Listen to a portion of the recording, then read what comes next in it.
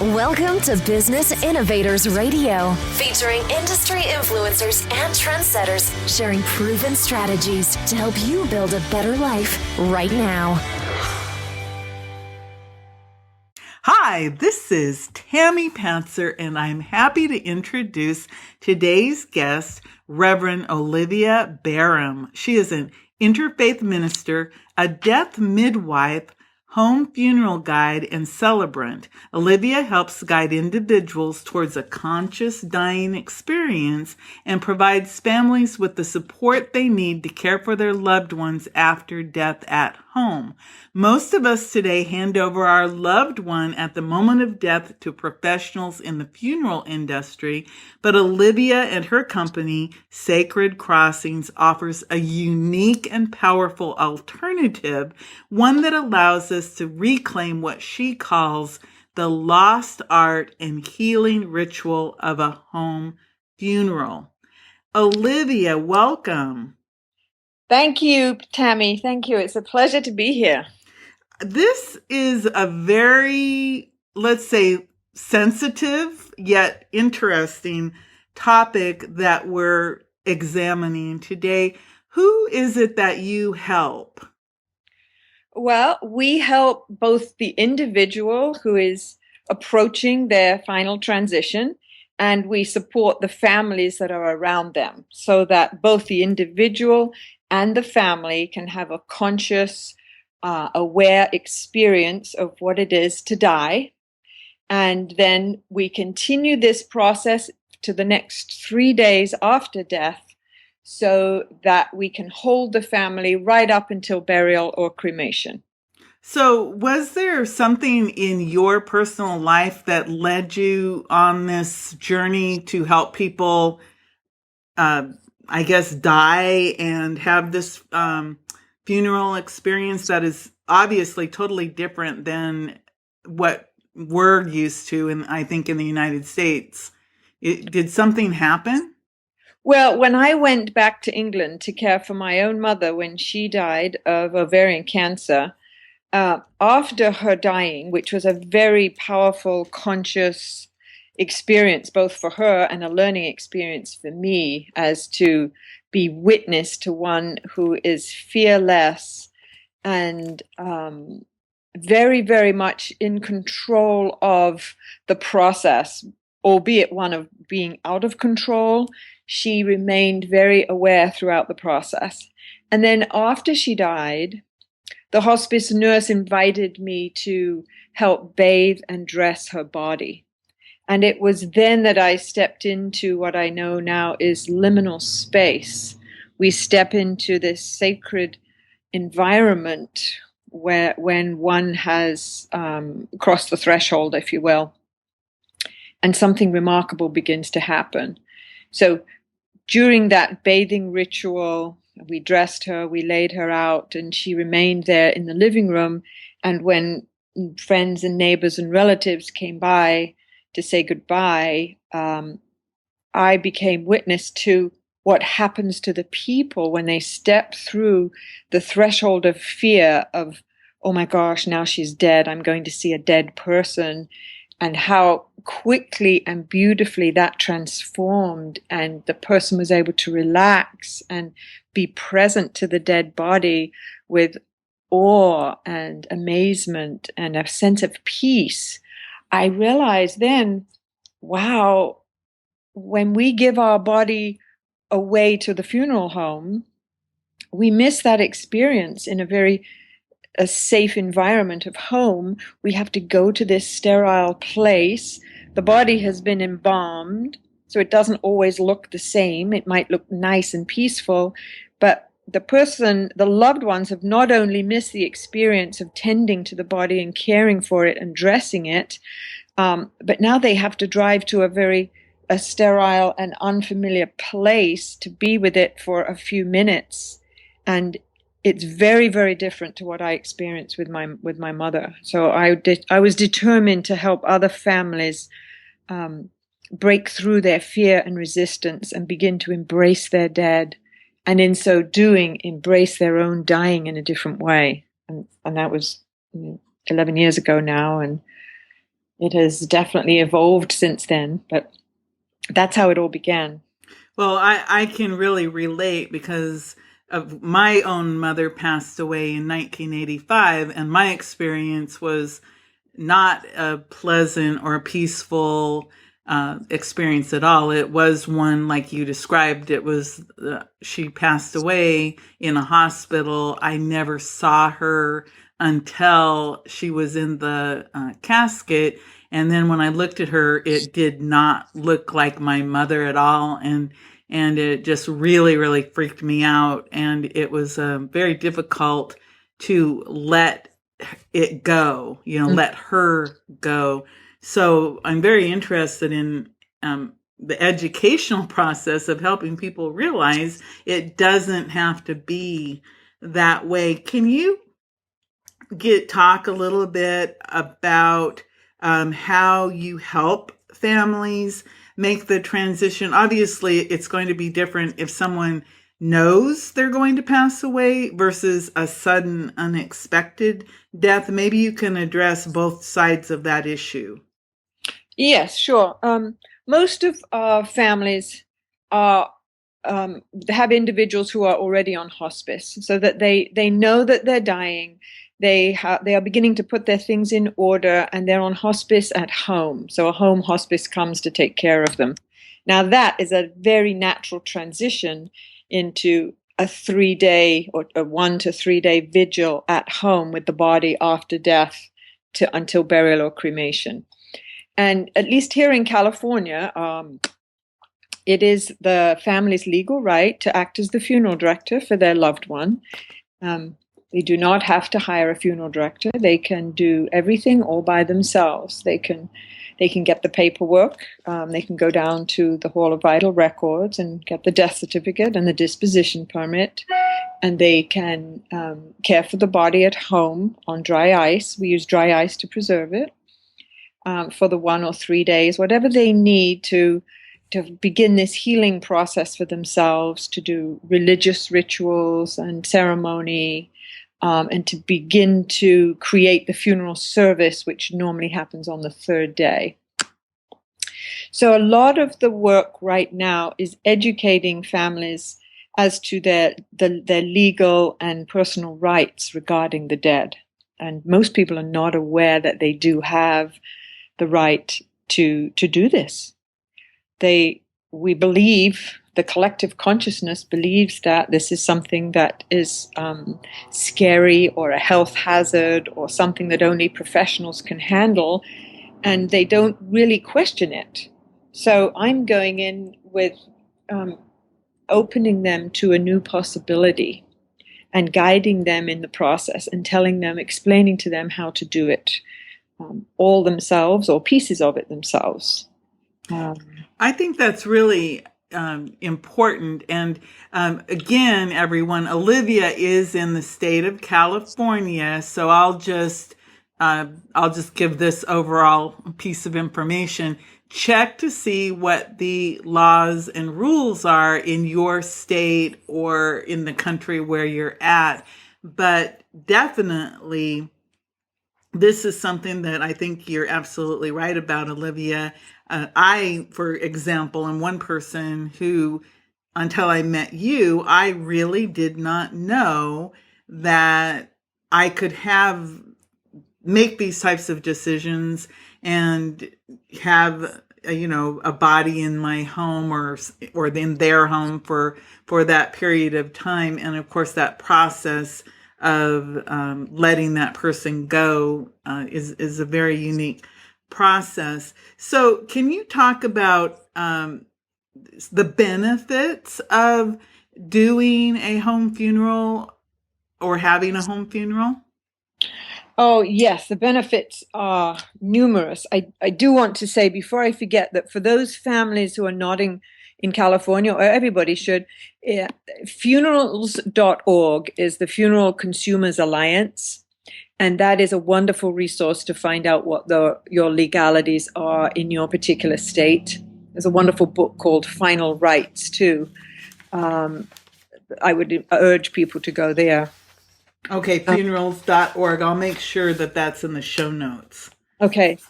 And regarding the benefits, first of all, I want to also say that as long as the body is cooled within 24 hours, and a dry ice is a very powerful cooling agent, it will be even colder than it would be in basic refrigeration, that then it's legal to keep the body at home for as long as you need. In some other states, they have passed legislation that a licensed funeral director has to be involved for some of those pieces. Here in California, that's not the case. And the benefits, the major benefit is that the family remains in control of the whole process. Nobody's going to tell you what to do, when you can do it, and how it should be done. And you're the one who has been with your loved one through their process, through their dying. You know this person better than anybody else. So we're coming from the belief that you have the right and you know best how to care for them. So having a home funeral and a home vigil allows a family to stay in control of the process throughout the whole time. And it gives them more time, as much time as they need. Very often a family will say, oh my goodness, I just needed a little more time. It was just so sudden. I didn't have time to process it. And it just wasn't the same in that chapel at the funeral home, or sometimes they don't even get to see the body. If a family doesn't have the financial resources to have an open casket funeral, then they don't get to see the body. And then there's an open wound, if you will, that takes a lot longer to heal over. But once you can actually be present to the physical body, that healing process happens more quickly. So it allows the family more time so that they can begin this healing and grieving process. It gives the family time to get there, because oftentimes people are out of state. They have to fly in, and they know that they can arrive to the family home and dad is still there, and he's beautifully dressed and laid out in his little bedroom, and they can have those sacred final moments with him. It's a significant financial savings for families. As you know, many people know that funerals today are extremely expensive, and this is a way to cut those costs by using your own home as the funeral home. One of the other great benefits is that if there are rituals, religious rituals, perhaps the family need to sit present with the body and say prayers. Perhaps they believe that these 3 days after death, something is happening with the soul and it needs help. So those families will be able to read prayers and scriptures with the body. It also gives them time to decorate a cremation box. That's one of the other things that we do. We take the cremation box to the home with art supplies, and then while the body is laying in honor, the family are decorating the box and writing messages on it and creating a beautiful work of art that represents this person's life. Children especially just gravitate towards that particular project as a way for putting their grief into words or pictures or stories, and it's remarkable how easy this is for children. People, grown-ups who are afraid themselves because of some experience they had, tend to protect children from death.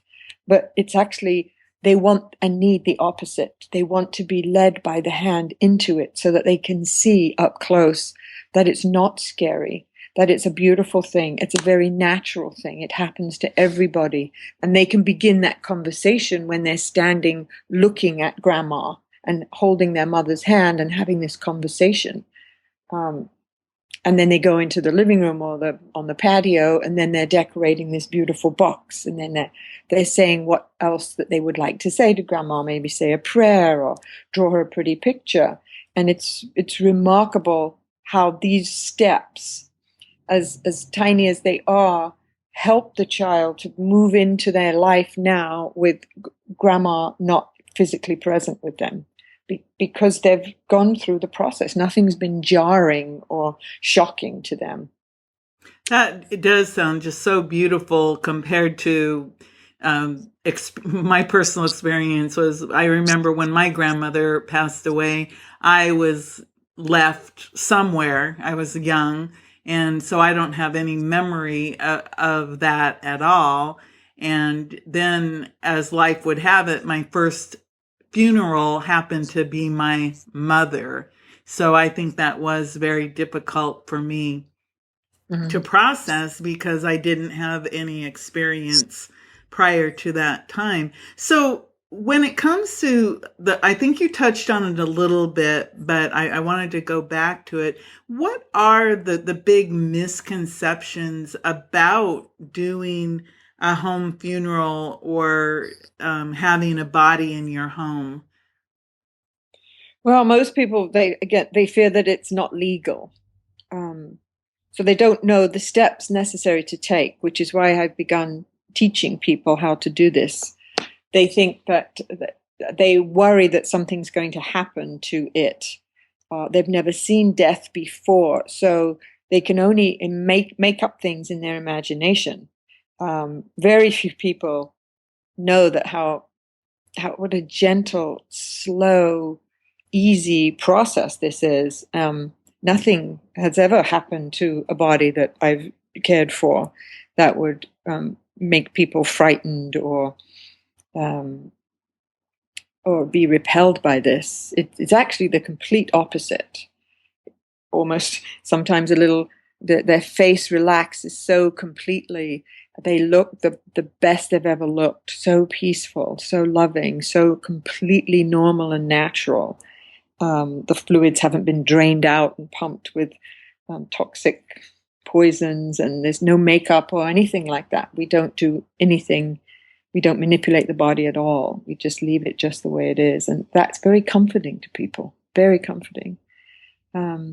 So I think those are the primary misconception, is that something awful is going to happen. The body's going to decompose, which doesn't happen because we use dry ice. And that it's not legal. So those are the things that we educate the family and talk to them about, and we show them lots of pictures, and that's why I have pictures on the website, because it's hard for people to imagine the beauty of it. So the more they see it, and then they'll come to a home funeral themselves, and they'll be so surprised at the natural beauty of it that then they go, oh, I see now. Okay, that's not what I imagined it was going to be. And then they can choose it for themselves. So you actually teach classes. Can you talk a little bit about the classes and who would be taking those classes and what those are for? Right. Well, it occurred to me that anybody can become a death midwife, and that's what I term it, because midwifing death is very similar to midwifing birth. You're sitting in that liminal space with the person who's opening to either bring a new life in or help take the life out of the bookends, if you will, of our life on earth. So, and it's midwifing. And as opposed to a birth midwife, one has to be trained in keeping the body alive when it's born. There's life and death is happening. There's a life at stake. But at the other end, it's almost the opposite. There's a gentle exhale after the body has died, and there's nothing to rush around and fix or do. There's no skill, if you will, needed after the body has died, other than genuine care and compassion and knowledge of just what to do. So I call my classes the Art of Death Midwifery, with the intention being that anyone can be the death midwife for their loved one. So if you know that your mother's dying or your spouse is dying, you would take this training and learn. I've broken it into 4 parts now. There's 4 weekends.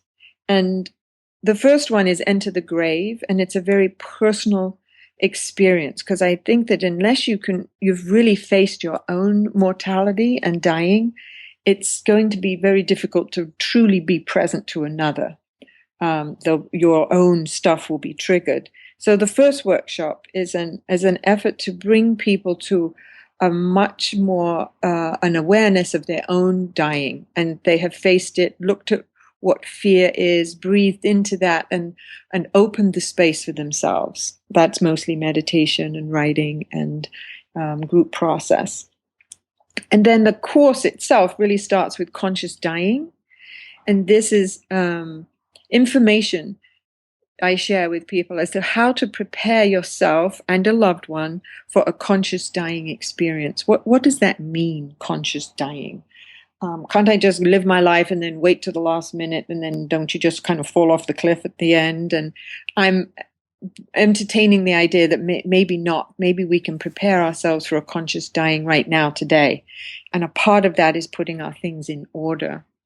And we can do that at any age. I have 25-year-olds now in the class who are really, they've seen a lot of death, friends dying, and they know that they want to put their things in order. It's how to avoid a death in the ER, for instance, in the ICU, on life support. When do we stop life support, and when do we take death support?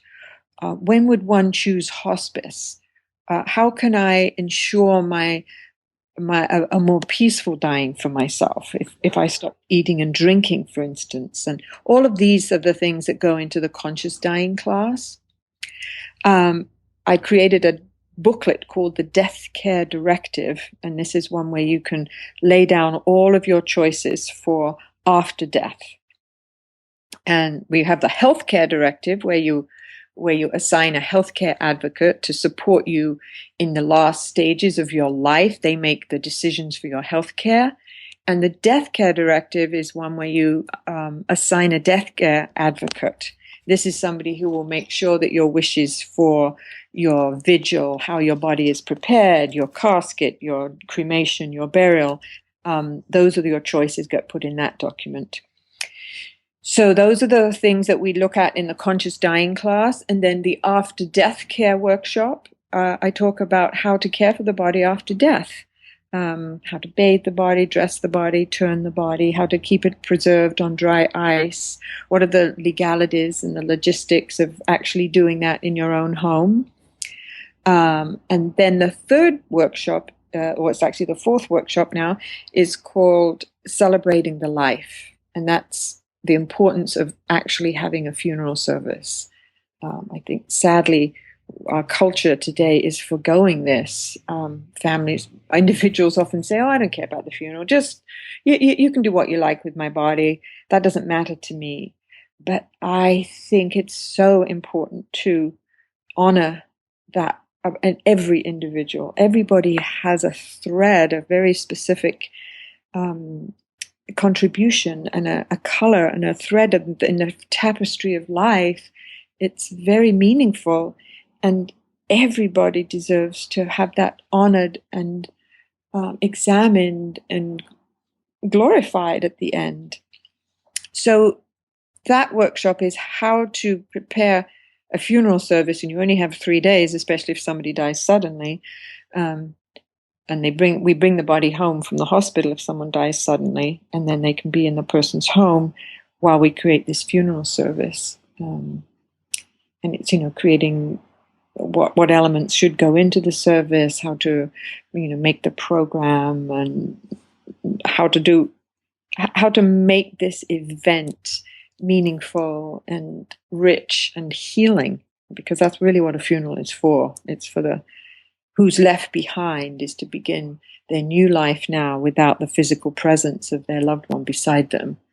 And we shouldn't forgo that experience, that opportunity to have another healing. So really, Sacred Crossings is about healing and using death as a tool and an opportunity for families and loved ones to heal. So that is why we do what we do, and that's why I teach it. And I think it's catching on. People are realizing the worth of this and how it can help them and serve them in their life by facing their death today and beginning to really deeply examine all of these options and possibilities and put them down in writing and have the discussions with their families and talk to children about it, it actually frees you to have a more liberated life. Wow. I just could, the way that you've described everything, it just really is eye-opening, and it really makes you aware of how important it is to have a positive death experience. Olivia, where can we get more information about you and your services? Well, sacredcrossings.com. That's where you can learn about the services that we provide to families. We also do pet funerals and pet midwifery for families who are helping their pet through that. Sacredcrossings.com also under education has the death midwifery program outlined. And I also travel to other states to teach some of the classes there if people request that. And deathcaredirective.com is where you can purchase one of the little booklets where you can begin to have this conversation with your family and write everything down. I encourage people to make a death file. You know, some people are like, oh no, I don't want to even write that word on a little tab folder. But once you have done that, then I share with you the things that you should put in your death file. People can then relax. They tell their family where it all is, and they don't have to think about it again. I mean, most people haven't really even decided whether they want to be cremated or buried. They think basically that's the only question you need to answer, but there are so many little details. And if we don't make the decisions now, our loved ones are going to have to later. And this is a way to relieve them of that option. So that's deathcaredirective.com or sacredcrossings.com. Well, thank you, Olivia. I think that of all the interviews I've ever done, I think this is actually one of my very favorites because it was actually life inspiring to have you discuss this topic, which often is one filled with trepidation and fear. So I really, really thank you for sharing your information today. Oh, you're so welcome. Thank you for the opportunity, because we need to find new ways to get this word out and help people. This is Tammy Patzer. Go make it a beautiful day. Thanks for listening to Business Innovators Radio. To hear all episodes featuring leading industry influencers and trendsetters, visit us online at businessinnovatorsradio.com today.